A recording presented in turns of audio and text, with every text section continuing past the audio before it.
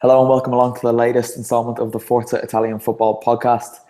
Returning as ever, I'm your host Conor Clancy, and joining me, rather unfortunately not to have Nicholas Carroll here, but we do have Vieri Capretta. Vieri, how's everything?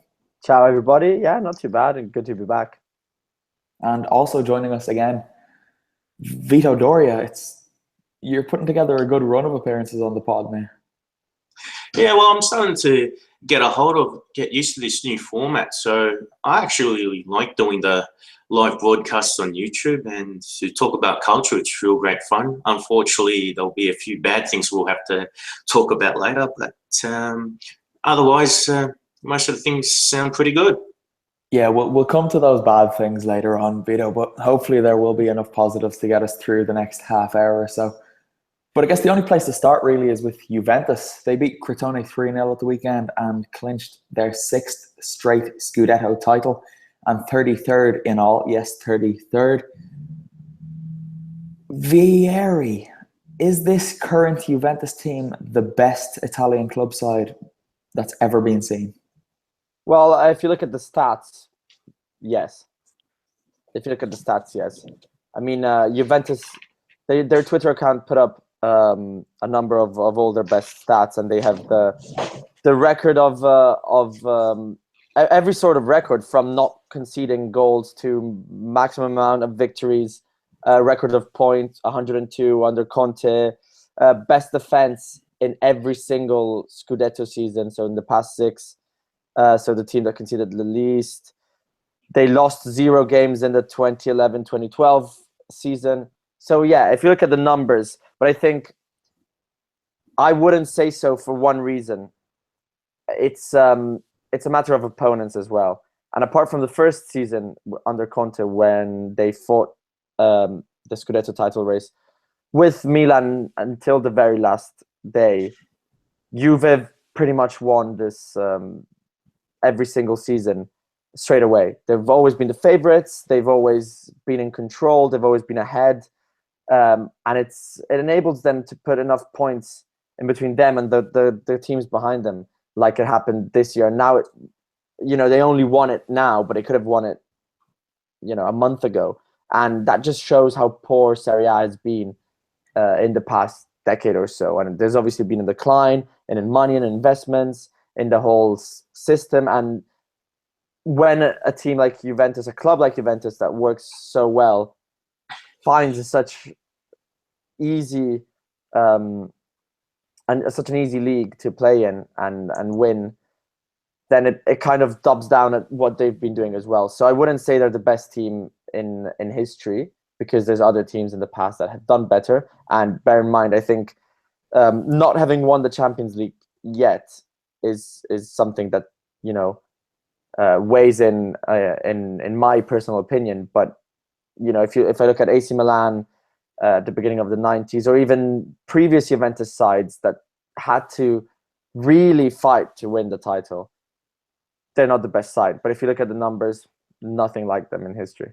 I'm inclined to agree with you, but maybe this season is a bit different because Napoli have actually set their own personal record for their highest ever points tally in Serie A.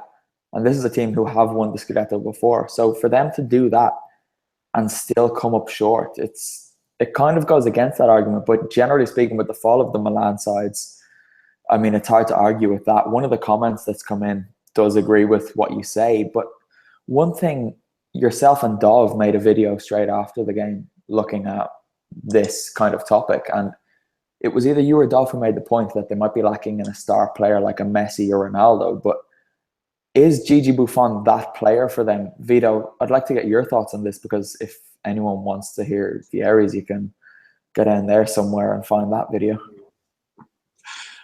What Juve probably are missing in a way, they probably do lack that offensive start in a way, but I reckon Paulo Dybala can be that X factor, just keeping in mind that Messi and Ronaldo, they're 30 or older. Well, Ronaldo's 32 this year, so they're proven stars, whereas Dybala's still 23. So I reckon if it's not going to be this season, given a couple more years experience under his belt, Dybala can really be that individual match winner who can turn a game just by himself.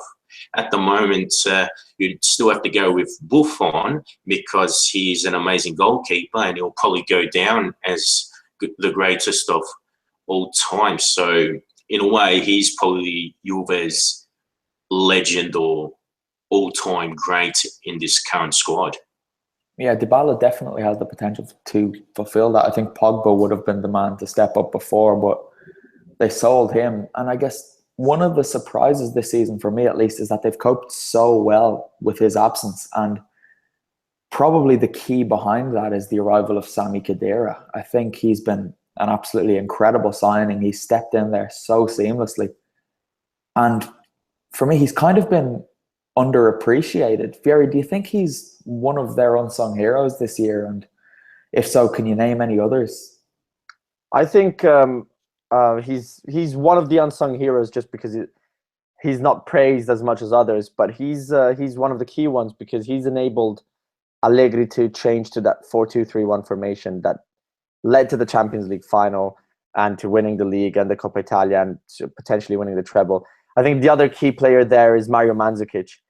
If you look at his curriculum, someone who's been a centre forward all of his career, a proper number 9, always a hard-working number 9, but a number 9, someone who's won the treble already, and scoring the final as well. So as an absolute protagonist, and Allegri has the power and strength to convince him to say, look, you need to defend, you need to play as a winger.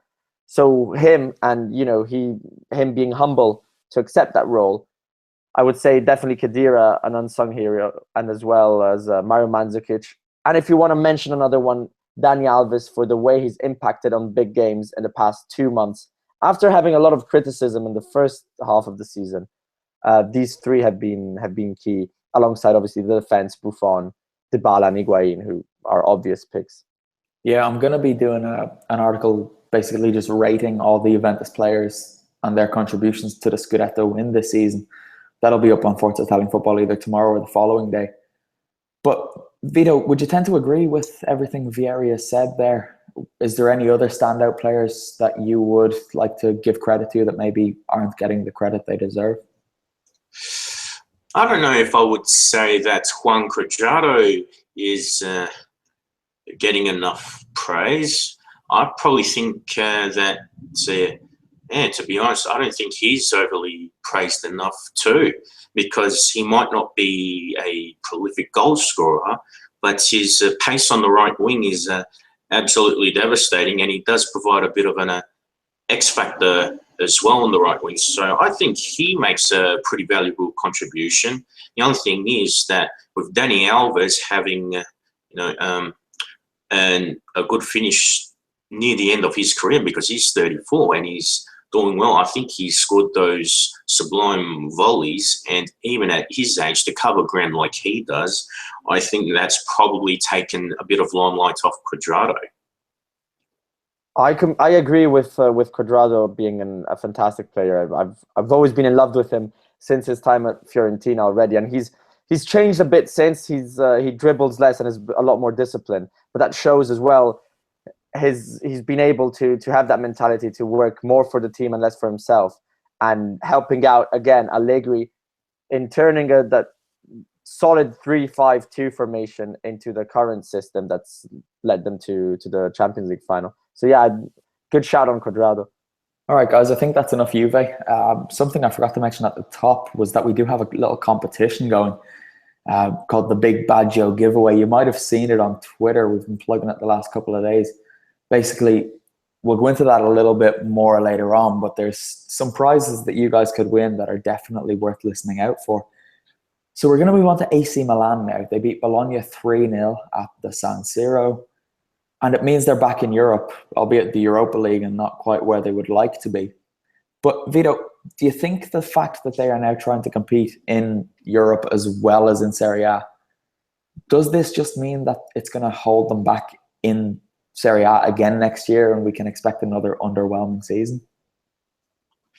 I don't really think so, and that's probably because AC Milan's a bigger club and they've probably got they definitely have a greater history than some of the other teams that have qualified for the Europa League recently. So it really depends on the new Chinese ownership to see how much money they can spend on bolstering this Rossoneri squad, because they have been linked with quite a few players in the last few weeks. And it will also be a test of Montella's coaching ability. But at Fiorentina, he did take them to the semi-finals of the Europa League 2 seasons ago. So he's not a novice in that competition. Yeah, well, they surely will be looking to add this summer. Vieri, one of the players who they've been heavily linked with is Matteo Musacchio of Villarreal. He's been in Milan for a medical, and his agent has come out tonight and said that a move to the Rossoneri is imminent. Is this the defender they need to strengthen their backline and help Romagnoli and Donnarumma out? Well, if in terms of central defenders, Musacchio is definitely a safe bet, but not one of those top stars. So you can get him for a decent fee. And AC Milan have been following him for at least a good year and a half. And so they're definitely convinced of his qualities. And he's the defender that you needed to have next to Romagnoli. Now, the issue, I think, with the AC Milan defense are the fullbacks. So they'll need to sort those out as well. But there's a lot of potential signings coming in. Frank Kessie as well. I know it'll be tough for an Atalanta fan to let go, but he seems already on the verge of signing for AC Milan. So it's going to be a busy summer for the Rossoneri. Yeah, that's actually another thing I'm writing about is all the Milan departures, or Atalanta departures at the moment. And Kessie does look like he's on his way there as well for a fee believed to be around 28 million, I think. Vito, we've spoken about Musacchio. I've seen links with Milan for Keita Balde, who only has a year left on his contract at Lazio. Do you think that Balde is a realistic target for them? I know they've been linked with Aubameyang before, but we had Augusilla on who dismissed that as nonsense. What are your thoughts on their realistic targets for the summer? I think Balde is a good possibility because I'm sure Lotito would be keen to offload Balde while he can still make a good profit on him. So I think it is likely that Milan might invest in him, and also there's still a bit of uncertainty with the players in the wide positions too, like Suso and Deulofeu. So if they can bring Balde in, and the way he's been playing this season, scoring 16 goals in the Serie A alone, he would be a fantastic addition to that team. Another rumour, though, was that if they don't get Keita Balde, I did read on Twitter, well, last night at Australian time, but European time, Monday morning, that Florian Thauvin, the former Newcastle winger, now at Marseille, he's been linked with them too. So he could be another good option, but I would go for Balde because of his strike rate and his speed. Vito, I'll stick with you for this. Another one of the comments that's coming live is from a Milan fan, I believe, and he wants to know, with all these signings and the early signs of progression that Milan are showing, does it kind of prove that these new owners are serious about the operations of the club? Well, nothing can really be judged properly unless we see these deals being completed, because there is a lot of speculation now, and it's not the 1st of July yet. So at the moment, it's just a waiting game for all of us, really. So I reckon that once these deals are actually done and it's more than just mere speculation, then I would be convinced that AC Milan have a project going and they look keen to really build up the team instead of just going for free transfers or bargains like in the recent seasons under Silvio Berlusconi and Adriano Galliani. So, and the other thing too is also if the new ownership, they're keen to invest wisely because they don't want to pay too much money for players as well. I think it's a good sign that they are trying out to improve the team. It's difficult to understand how much money they really have both the owners and how much money they want to spend in this transfer window. But Fassone made it very clear last week that they intend to be losing money for the first 16 months to 18 months to 24 months. First 2 seasons losing money. Hopefully they'll get into the Champions League, and that will fuel the next transfer windows, and then eventually they'll be in the positive side of things. But it's good. I think what AC Milan are doing very well is that they're trying to sign players, but they haven't just looked at one fixed objective, but they're battling on different fronts in a way. So they're looking at Aubameyang, Morata, Keita, and then they'll see what the best deal really is. I personally think someone like Aubameyang is impossible, but even just the fact that they're trying to sign someone like that is probably a good omen for the future. Another one of the comments has come in, and it's among Morata, Aubameyang, Belotti, Simeone, and Kalinic. Who do you think will become the next Milan striker? And that in itself shows the range of player that they could achieve and that they probably will achieve towards the lower end of Simeone, and probably not Kalinic or Belotti. Belotti's fee is going to be astronomical, really, and probably out of their range. But move on now. Lazio hosted Inter and they were defeated 3-1. This was Inter's first win in 9 games. The worst run they've been on since, I believe it was 1982. Is it a coincidence, Vito, that Inter start performing as soon as they can't qualify for the Europa League? It seems coincidental. I mean, now they don't have to worry too much about trying to get into Europe. But in a way, I reckon there was more to it than that. I don't think personally that Inter would have deliberately engineered those losses just for the sake of avoiding the Europa League. The Europa League is still a European competition, and it still would have provided them with a chance to get through to the Champions League if they were good enough to go all the way and win the competition. So I don't think they would have lost on purpose for all that time. And as I discussed last week, I think there were several other issues at Inter that needed addressing. The thing I found interesting about this particular victory against Lazio was that they had a few players missing, and Stefano Vecchi, the interim coach, had a rather experimental-looking team, or, like a second-string side. But once they started trailing against Lazio, I saw that they were running a lot more and linking up a bit more. There wasn't a clear style of play, but there seemed to be more energy, more determination to put the score on the board, and that's what they did. And that without their number 9 and main goal scoring threat, Mauro Icardi, as well. But you mentioned some of the off-field issues that need to be addressed, and one of them this summer is once again going to be who coaches the team next season.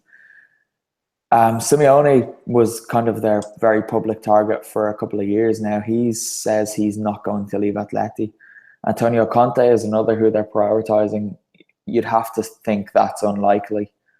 And Luciano Spalletti, I think, is probably the best candidate for that job at the moment. Vieri, what are your thoughts there? He's not going to stay in Rome. Do you think we could see him coaching the Nerazzurri next season? Well, according to the Italian press, that's going to happen, most likely. Especially considering Inter have just brought in Sabatini as, not Inter, but the Suning group have Sabatini as kind of the boss overlooking all the sports groups, including Inter, of course. And obviously Sabatini has worked with Spalletti at Roma, so he could have say the right words to convince Spalletti to join Inter. Because obviously, bear in mind, Inter have a lot of investment ready, or at least Suning have the money to be spent, but they've kind of have to be careful on the financial fair play. And you're looking at a club that has sacked 3 coaches in the past 18 months. So even as a coach to go into Inter, you'd have to be very convinced. Simeone was almost never an option, really. I think he'll eventually move to Inter, but later on the in line. And then Conte, I don't see any reason for him to leave. So it's going to be Spalletti, probably.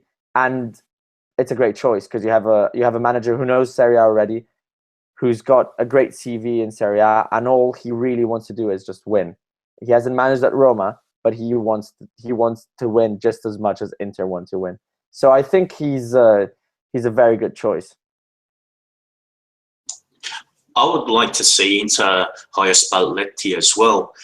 One of the things at Roma is that Spalletti would have had to deal with a lot of the politics of the club and also the demands of the Roma ultras. So I think with the atmosphere there, that would have made things hard. And of course, the Francesco Totti situation did not make things easier for Spalletti. But at Inter, despite the chopping and changing of coaches, maybe with Sabatini as one of the directors, he might be able to sort of provide that link between the rest of the board and, of course, between Spalletti.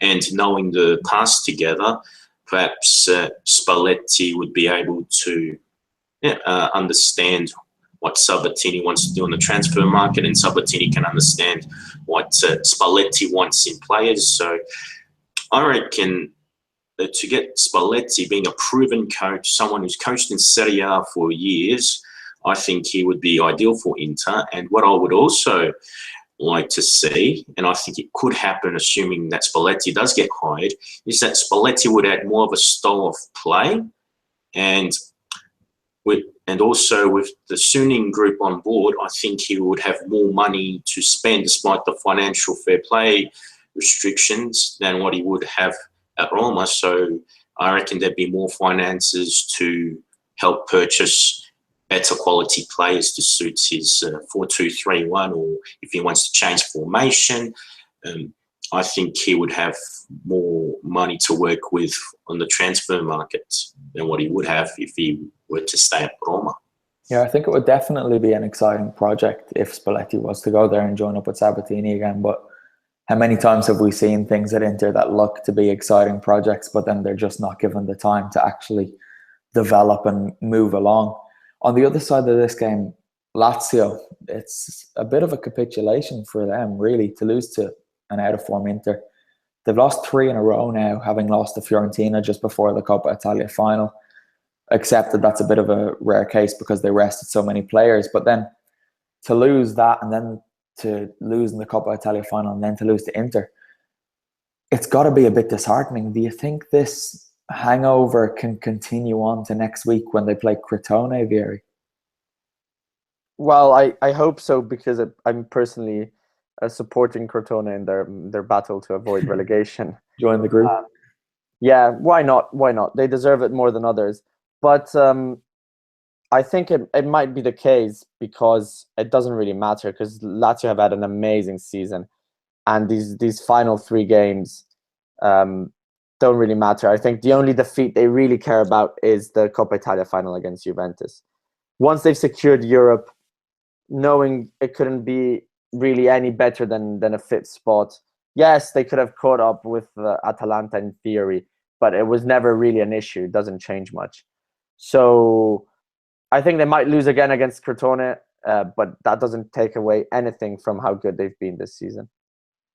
Absolutely. Let's hope they do lose against Crotone and the Calabrese side stay up. While we're on it, actually, I think it's safe to give him some praise because he's definitely not listening. But Nicholas Carroll wrote a decent piece. Decent. I won't go any further than that with my praise. But on Crotone and why every Serie A fan, aside from those of Empoli, perhaps, should be backing their campaign to stay in the Italian top flight. And it's well worth reading, so head over to ForzaItalianFootball.com and have a look at that.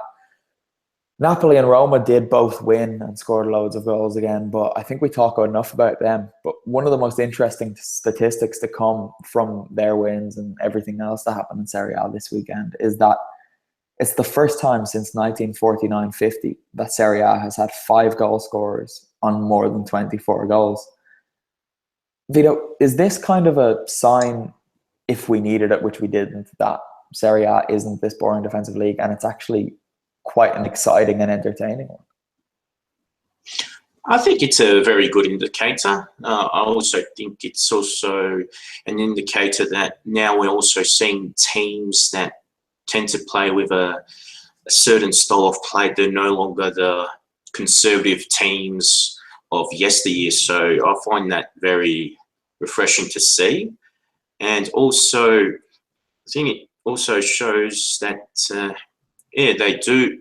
There is more to Italian football than just the defensive aspects on it. I mean, Italy, as a country, football nation, has always produced talented players, and usually the foreigners that come in, or historically, have usually been talented footballers. So it's good to see that we do see more goals in Serie A, and I just hope that if the strength of the league improves over time, and also if the marketing of the league improves as well, hopefully more people can just sort of stop being narrow-minded, and they just broaden the horizons and see Serie A for what it is, make judgments for themselves, watch the games whenever they can or wherever they can too, because unfortunately not everyone has TV access to Serie A. And instead of just listening to generalizations from pundits or media writers, obviously we're going to praise Serie A, but sometimes people just got to make their own judgment. And I think the more people give it a chance, they'll be pleasantly surprised. Yeah, wholeheartedly agree. Moving down the table now to Genoa and Torino. Vito, I'm sure you were happy with this. Genoa beat Torino 2-1 and secured their safety in Serie A next year. But I guess, Vito, take it away. Delighted to see the Grifone in Serie A for another season. Well, I'm obviously not thrilled with it. Personally, the only good thing out of it is that we just get to see the Derby della Lanterna being played again next season, because it's a fantastic derby, and I reckon out of one of the Italian derbies, it's probably less valued or less appreciated, because Genoa and Sampdoria aren't teams that battle for silverware, or they're not a threat to the big clubs. So perhaps that's why that derby doesn't get enough recognition. But as a Sampdoria supporter, I would have loved to see Genoa go down because of what happened in 2011 when they celebrated our relegation. So I would have liked to have seen sweet revenge for that. Putting my Sampdoria bias aside, though, Genoa have been poorly run under Enrico Preziosi in the last few years, and he also made some bad choices in the January transfer window, letting go Thomas Rincon and Leonardo Pavoletti. So, even for Genoa fans, I mean, they're rather disgruntled at Preziosi too. So I would find it disappointing that out of Empoli and Crotone, that one of them would have to go down, because at least those clubs have stuck with their coaches, whereas Preziosi is another guy like Maurizio Zamparini and Massimo Cellino when he was at Cagliari, Claudio Lotito to a degree, with this chopping and changing of coaches. So even as a neutral, Genoa deserved to go down more than some of the other teams. And if they did get relegated, I reckon it could have served as a wake-up call. But keeping them in Serie A, in a way, I think it's like a tolerance of instability, or they're just going to keep the status quo as it is. They're just going to be this team that's just going to keep on surviving for another day, and Preziosi will just wander off with the fairies and run things his own way, but he won't have a clear project to make Genoa a competitive side.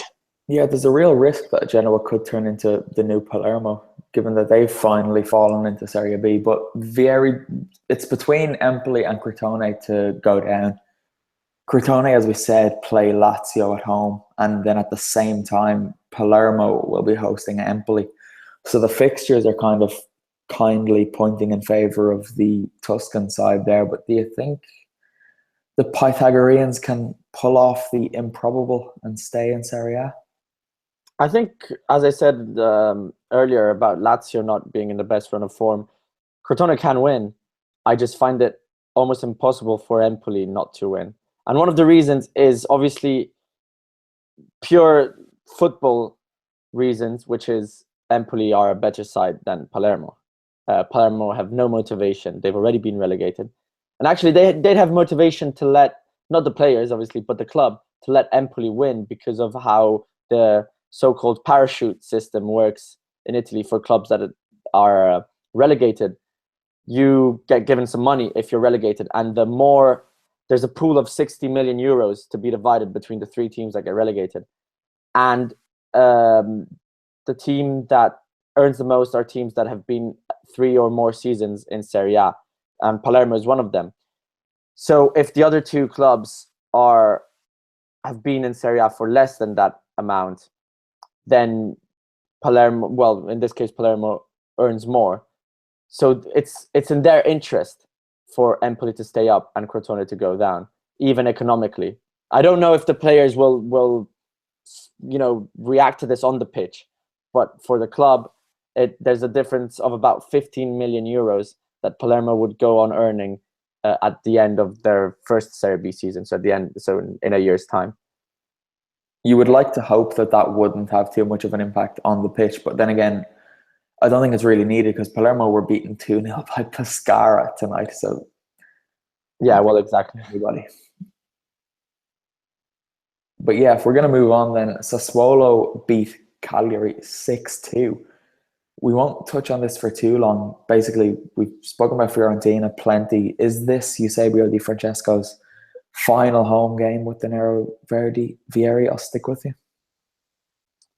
I think he'll stay. I think he's been linked to Fiorentina, but this is a very personal opinion. He's been linked to Fiorentina, and I think he should move on because he's probably done enough at Sassuolo. He's also been linked to Roma because of his past as a football player, but I think he might end up staying at Sassuolo if he gets the right guarantees from the club. But he's definitely ready to move on after this season, and I think he'd be a great pick for any mid to top club.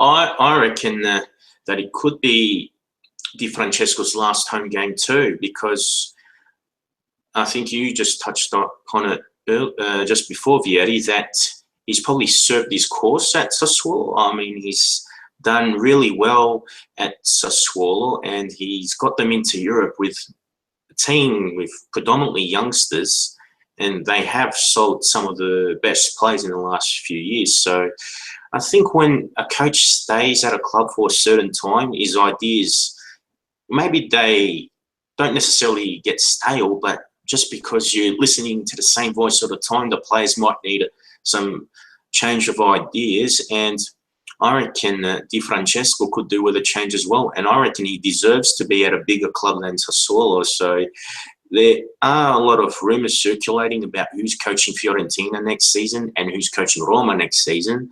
But I think between the 2 clubs, both options would be pretty good for Di Francesco. If I really had to pick one, though, I would obviously say Roma, because the team that's really battling for the Champions League and the title to a degree. So again, probably with transfer funds, he would have more to work with.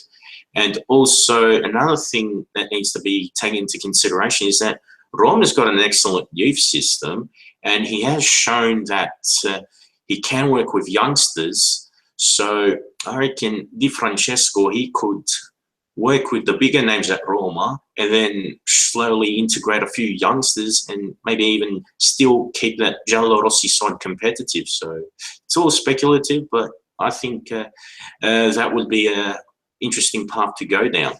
This does link in, of course, with one of the questions we got sent to us on Twitter before we came on. And that was, will the Serie A coaching carousel be more interesting than the actual player transfer market this summer? With Spalletti and even Francesco Palo Sousa, maybe. There are bigger names moving around Serie A on the bench than there are on the pitch. Vieri, what are your thoughts on that? Well, potentially. I think with coaches, it's always a matter of the domino effect, really. So if something does get going, then the rest could be amazing. And because last summer a team like Juve bought Higuain, Pjanic, really big names. I think they'll calm down this year. They don't need the big signing. So unless it's the Milan clubs spending heavily in terms of players, it might be a better summer or a more interesting one in terms of who moves around on the bench. You could have Pioli to Fiorentina, Spalletti to Inter, Di Francesco or Unai Emery to Roma. Montella should stay where he is, probably. Allegri, well, I think if he wins the treble, he might be leaving, and then who goes to Juventus? That would be a huge one. So I think Sarri will stay where he is, but potentially Inzaghi will stay, Gasperini will stay.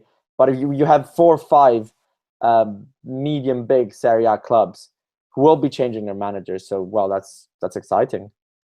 Yeah, Alec has just got in touch in the live comments to say Alan Pardew for Inter. And I think we can all join in saying, let's seriously hope Pardew doesn't rock up in Italy anytime soon. One thing we have going on the site at the moment is the end of season Forza Italian Football Awards. Vieri, do you want to talk the listeners and viewers through some of the categories that they can vote for? Well, obviously, the main categories are player of the season, team of the season, coach of the season, goal of the season, and so on and so forth. Now, currently, if you want to get involved and you really feel for one of the players to win it, I can tell you that right now, the player of the season is Dries Mertens with 18% of the votes, ahead of Gonzalo Higuain with 17%.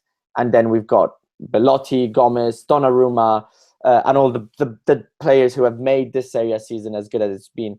I have a question. Yep. How's Mauro Icardi getting on in the top 10? Well, the one who got the least votes are Marek Hamsik and Sami Khedira on 2%, and Mauro Icardi, unfortunately, hasn't even made the final cut.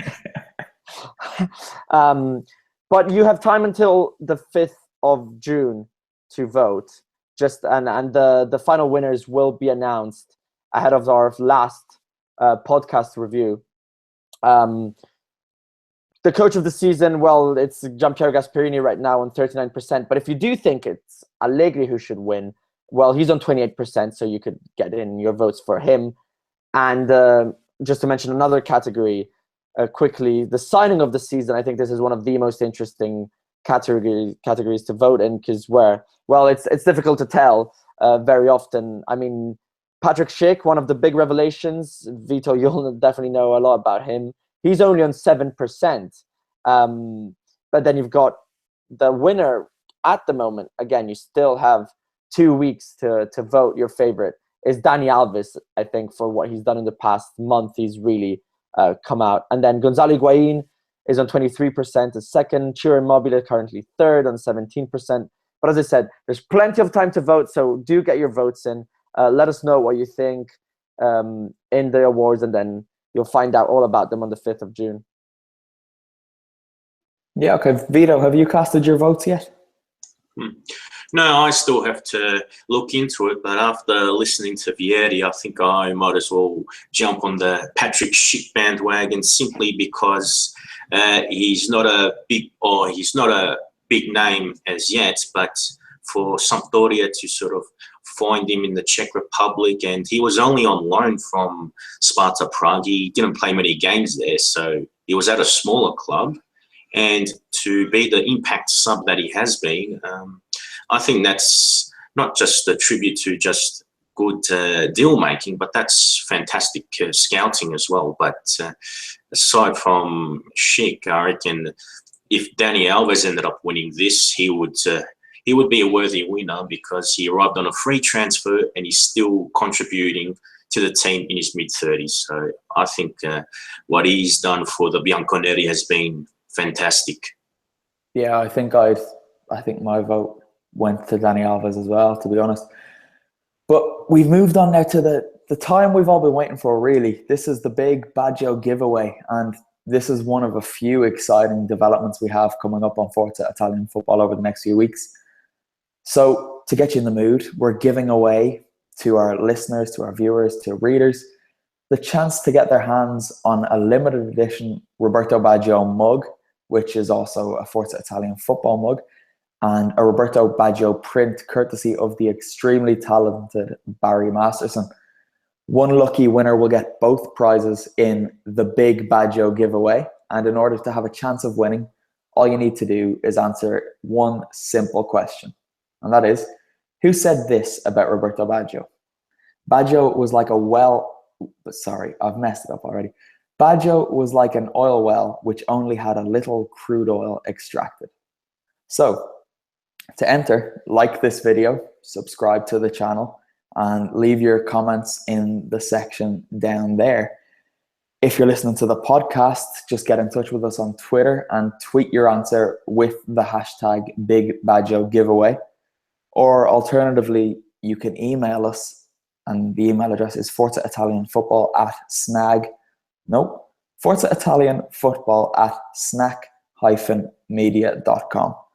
So there's 3 ways to enter. That's comment on the video here, get in touch on Twitter, or email us at forzaitalianfootball@snack-media.com.